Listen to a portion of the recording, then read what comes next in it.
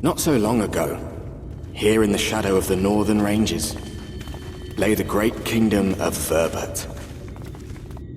A nation with a proud history that the Sin Eaters cut short, just like all the rest. Since that time, these lands have become a haven for Fey folk. Dreamers frolicking amidst the ruins of a forgotten realm.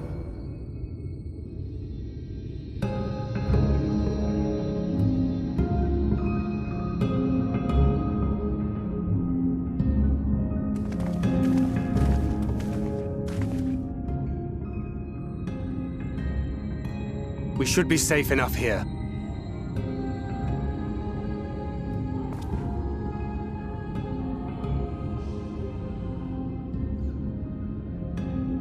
It's good to see you again, my friends.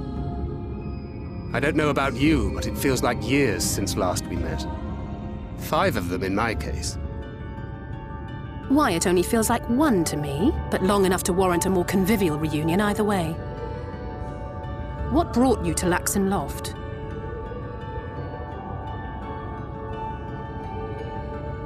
The girl, Minfilia, she and I were traveling together, hunting Sin Eaters. But as we were nearing Lakeland, she abruptly ran off on her own. I found her too late to stop the Ulmorans from taking her prisoner. And as I was considering rescue options, I observed that the Crystarium was on the move. So I consulted the Exarch, who apprised me of the details of the operation and issued me certain instructions. Should the situation take a turn for the worse, I was to see you all safely to Ilmeg. And here we are.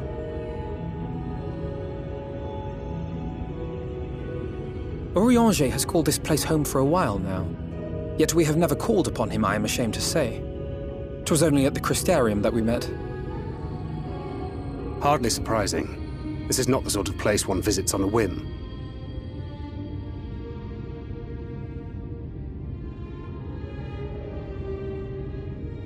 Happily, having trespassed on Urianger's hospitality for a spell, Minfilia and I have an idea of how things work around here. Sooner or later, the Ulmorans will come after us. But before they do, the Exarch bids us accomplish 2 things. First, rendezvous with Urianger.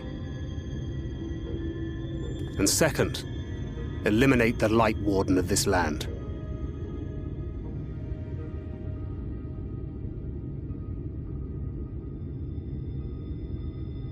So, Minfilia. What made you leave Thancred behind, if you don't mind me asking?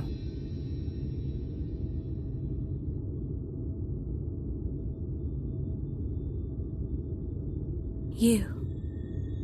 The hero from another world. I was asleep when I felt it. A presence. Someone I was meant to meet. They were close and I knew I had to go to them.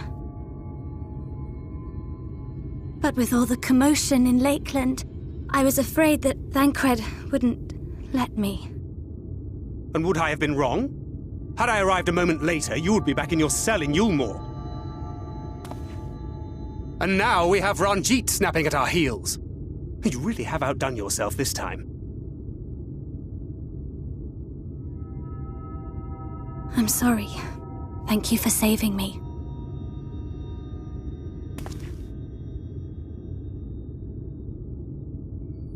Oh, poor thing being scolded so.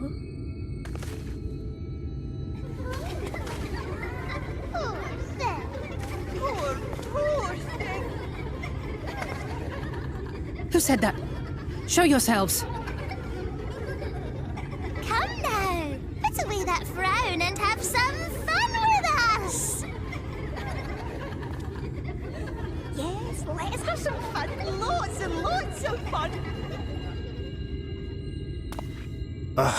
Which way was it to Urianger's?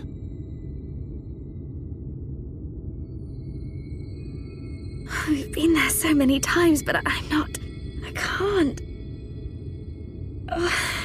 Why can't I remember? Damn it all. We're already caught in their spell.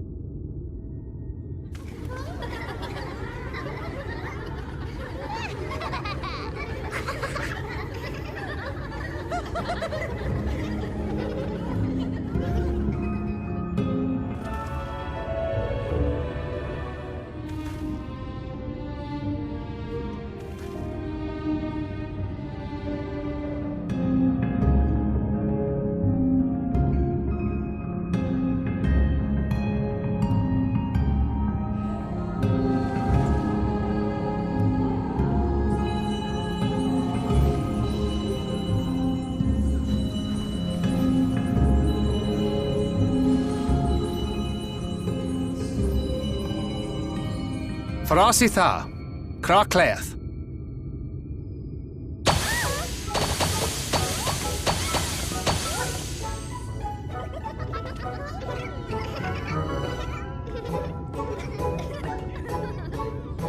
No! We're found! How did this mortal know our trick? Wait! I recognize their souls! These two have been here before! Look! Twins! How adorable! Oh! Lay with us! We have neither the time nor inclination to play. We have come to see Urianger.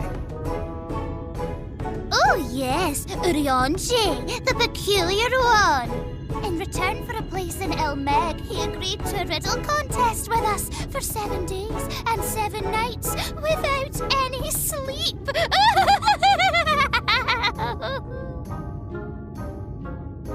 Oh, that was so much fun! We must do it again! I'm sure he'd be delighted. Now, if you'd be so kind as to lift your spell.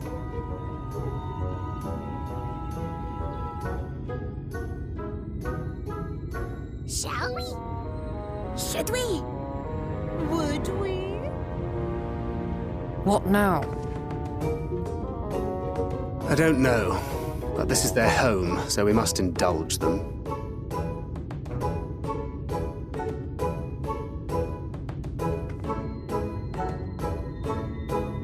Right, we've made up our minds. We will lift our spell on one condition, that you first lend us a helping hand, or 2, or 3.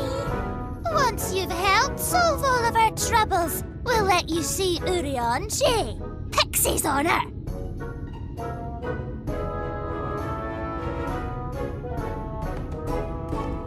Well, there you have it. Pixie chores. I suggest we split up.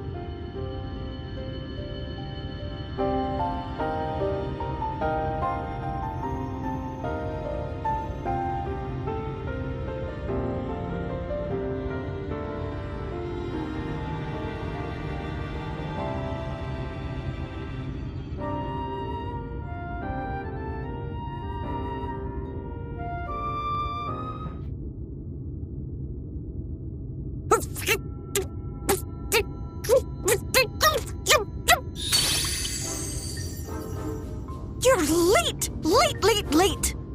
I've been waiting for you to summon me ever since you came here. Waiting and waiting and waiting. But my sapling didn't so much as utter my name. Such a heartless thing he is. Cold and cruel and heartless!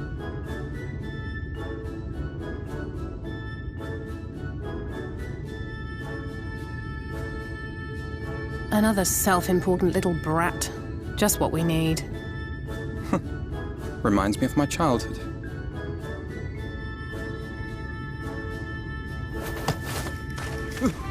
All right, I'm sorry. It was a joke. Honestly, just a joke. But just now you called for me so earnestly, so fervently. I couldn't possibly stay angry at you. Very well. As your lovely branch, I will lend you my strength.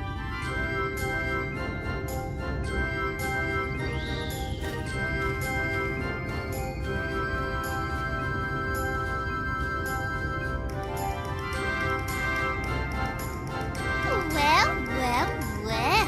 If it isn't Theo, the mould feel. It's been too long. Not long enough for you to think of any new games, though, apparently. If I were you, I'd be bored of myself. Now let me make something clear. That mortal is mine. No matter what you do, he will never be yours. Never, ever!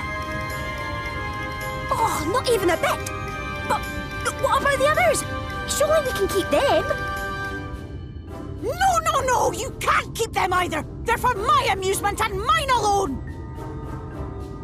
And if you lay so much as a finger on my sapling, I'll scatter the contents of his bag all over your precious village. There'll be cold, hard metal, furry, festering food, stinky, sweaty small clothes, and all manner of other terrible, unmentionable things. How would you like that,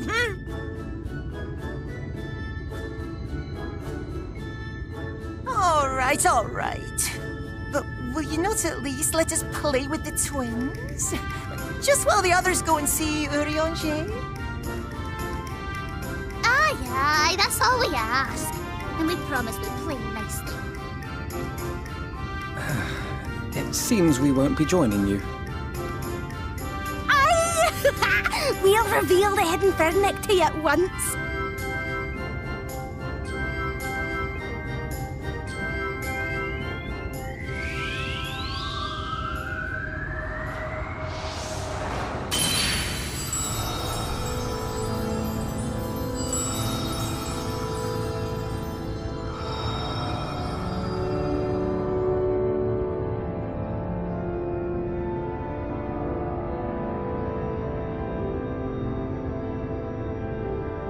So this is the true Ilmeg.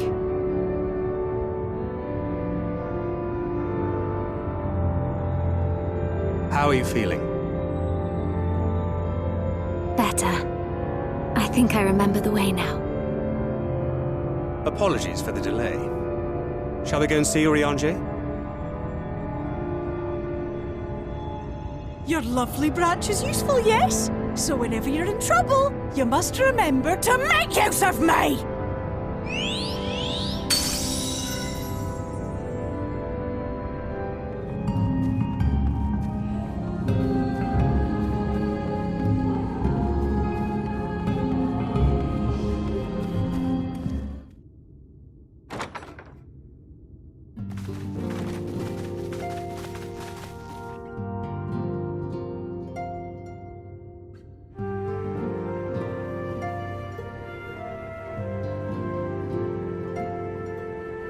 Urianger, are you in?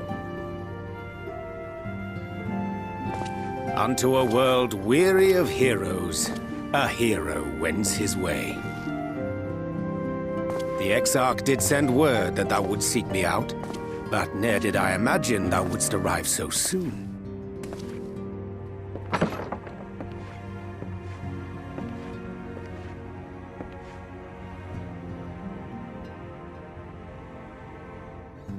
Full glad am I to see thee once more, my friend, and none the worse for thy travails.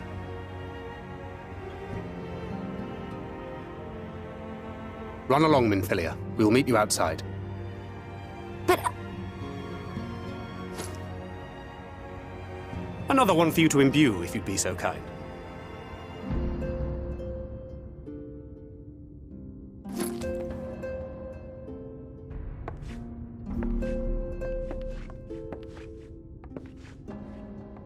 I take it thou hast met with our other comrades already?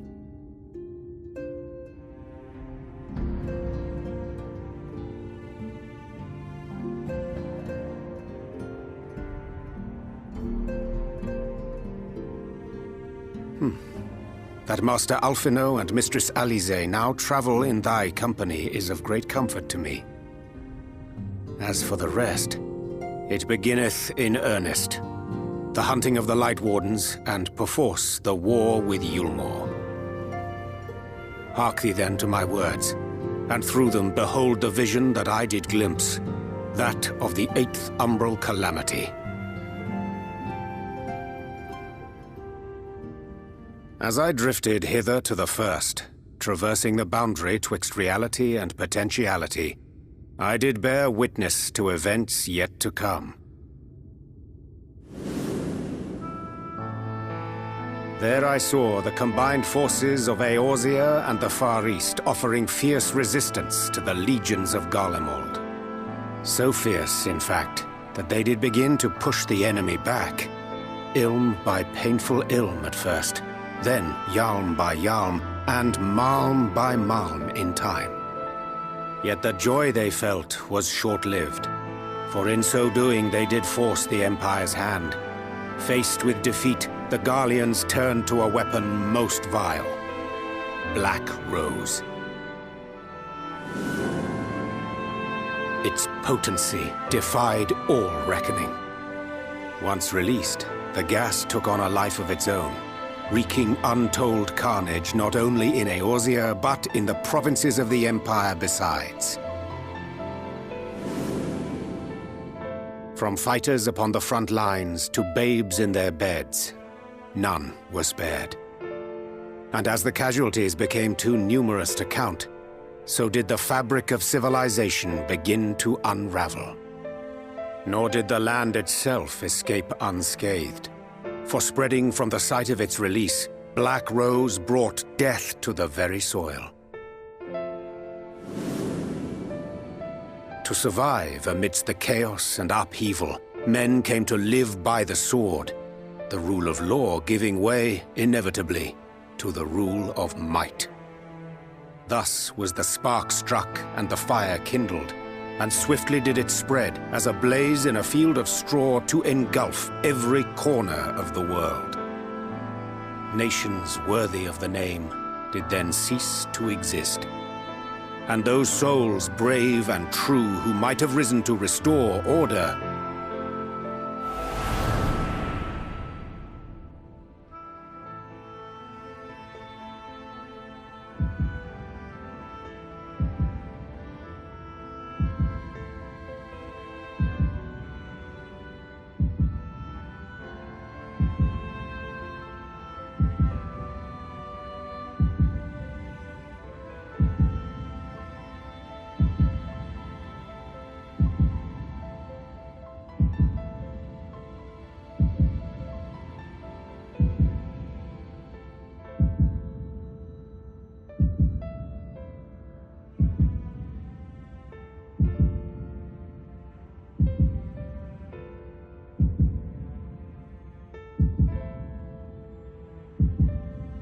were no more. For the weapon spared not one, not even thee.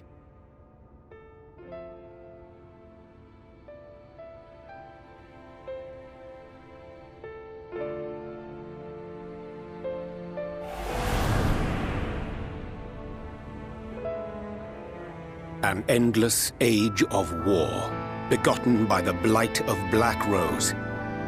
Such is the legacy of the 8th Umbral Calamity which I did behold.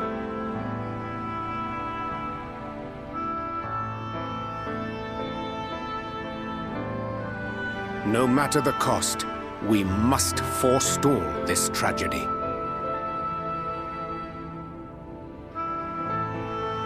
that end, I have labored during my sojourn in this world, discovering in so doing the answer to a pressing mystery. That of Black Rose's inexplicable potency. Come.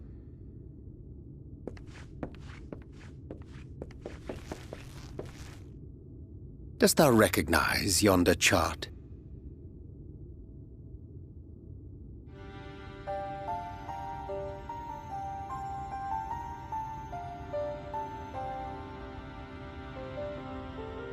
Indeed.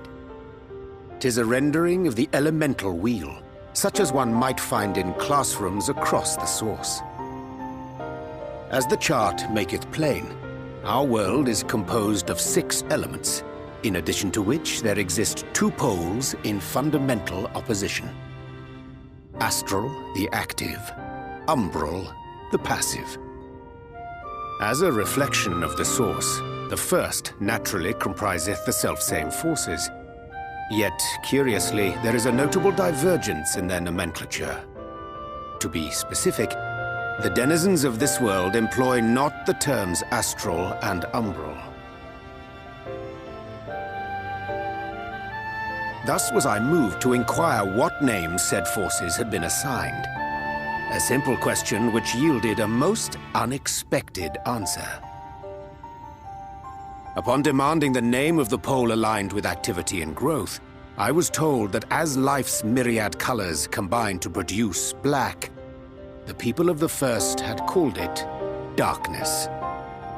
At this, did my mind begin to race. Yet 'twas only when I asked what name had been given to the pole aligned with passivity that mine eyes were opened to the truth. Peace and tranquility being as purest white, unmarred by color, I was told it had been given the name of light. That's umbral light and astral darkness, yes? I'm no etherologist, but it strikes me that the nomenclature of the first is rooted in the generation of the 2 forces, while our own appears to focus on their effects. Which makes one wonder, have we had it backwards all this time?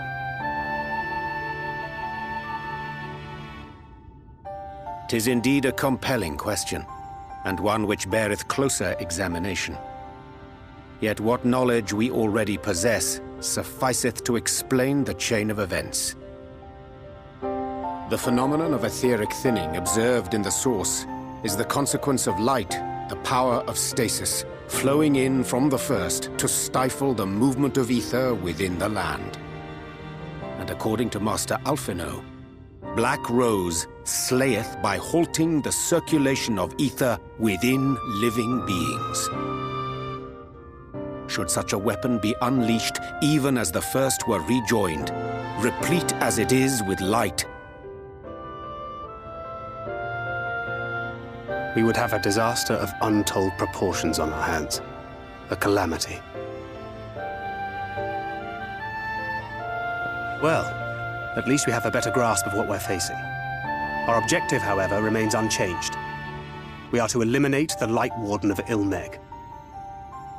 Speaking of which, were you able to ascertain its whereabouts? Aye. 'Tis all but certainly ensconced within Urianger, the castle which standeth in the midst of the lake. To enter said stronghold, we must needs turn to the pixies for aid. Fortunately, I have become quite adept at courting their cooperation. Henceforth shall I accompany you, and do all in my power to ensure that my vision doth not come to pass.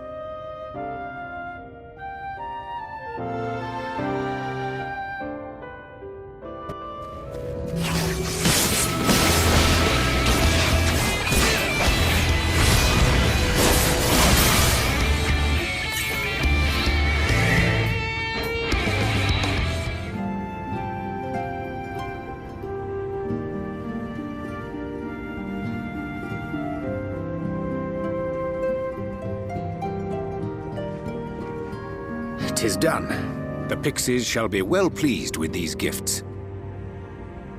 Ah, lest I forget.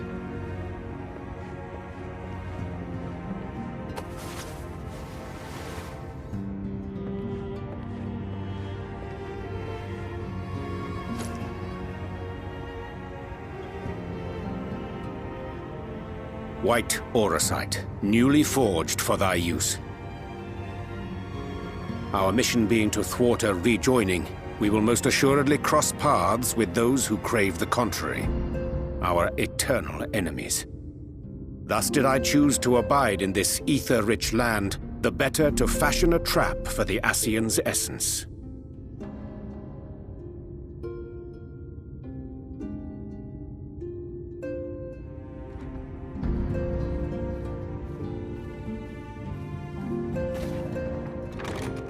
May I come in now? You may indeed, assuming you've finished.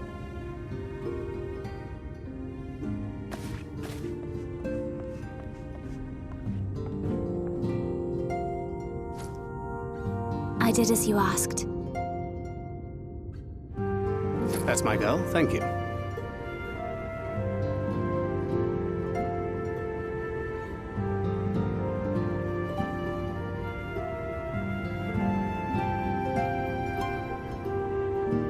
I should probably explain. Though my body remained behind in the source, its limitations saw fit to accompany me, which is to say, I cannot manipulate ether. I took up the gunblade for its defensive advantages, but on account of my little impairment, I cannot imbue the ammunition myself. Luckily for me, Minfilia has quite a talent for it. Minfilia, once we set forth, we are not like to return for some while. If thou wouldst choose tomes to take with thee, let it be now. Really? May I? Of course, my dear. Yet have care thou dost not add overmuch to thy burden, lest I incur Thancred's ire.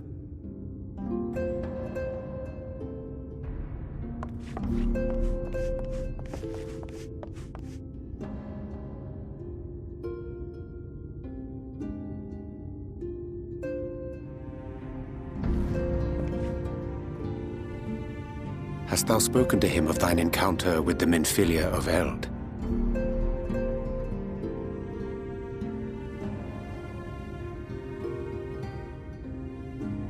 Well, I suppose now is as good a time as any. As you know, I freed young Minfilia from captivity in Yulmore some 3 years past. Not long after, the two of us journeyed to the south of Armareng, to the edge of the Empty, where the flood was halted. It was there that she awakened. The Minfilia of old. My Minfilia.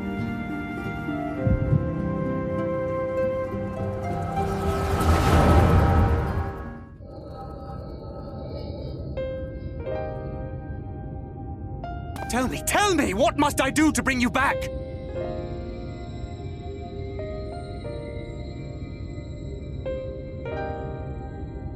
My dearest Thancred, as I am now, I am no different from an Ascian. This child is but a vessel. One of many I have used that I might spread word of her enduring blessing and preserve the flame of hope. In my name, each has died, never having lived her own life. I have taken enough from these children. I will take no more. But what of your suffering? Your sacrifice? This isn't fair! I will not stand for it. I cannot! There must be something we can do. Tell me!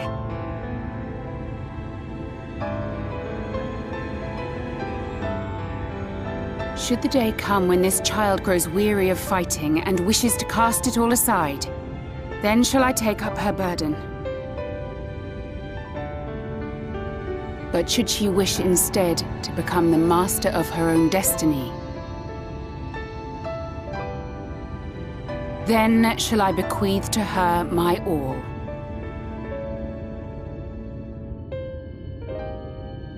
Imbued with the strength that I reserve for rebirth, she may come to wield my powers as her own. And what of my wishes? What of Flamine's? What of all the people who love and care for you and want nothing more than to see you again?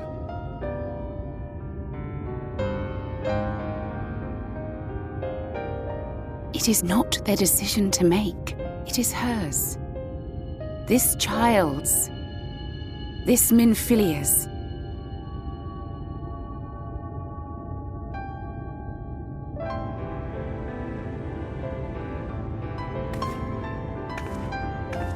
You have ever watched over me, Thancred.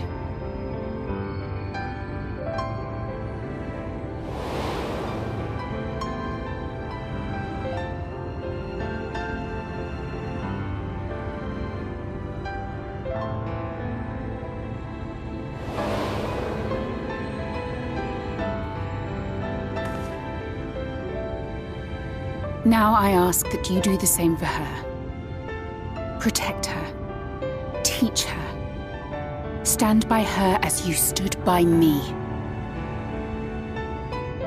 There is much and more she does not know. She needs a guide to show her the ways of the world, or she will never find her own path.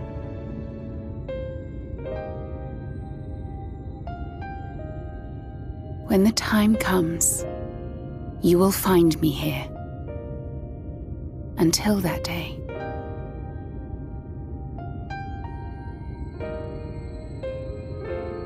Minfilia, wait!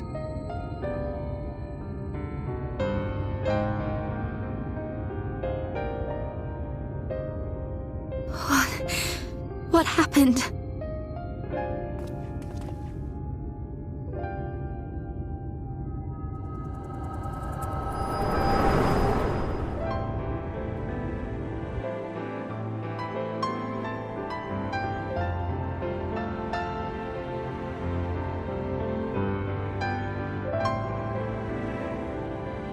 And then she was gone.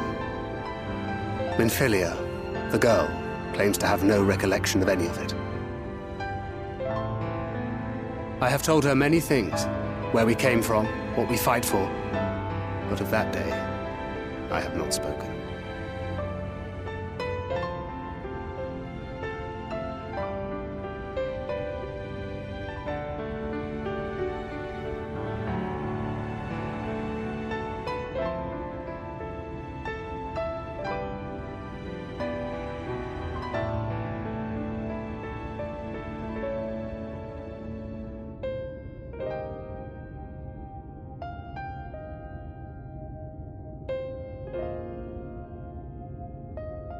With the coming of another possessed of the blessing of light, the first hath begun to rise up in defiance of its fate. The question remaineth, however, who shall take up the flame of hope which Minfilia hath borne for so long? Whether we will it or no, the choice must soon be made.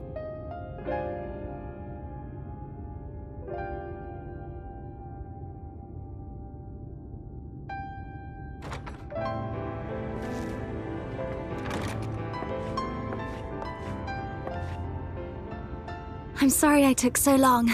It was so hard to choose. In the end, I settled on just the one. That is well. Now, if all is in order, let us set forth for Lida Loran.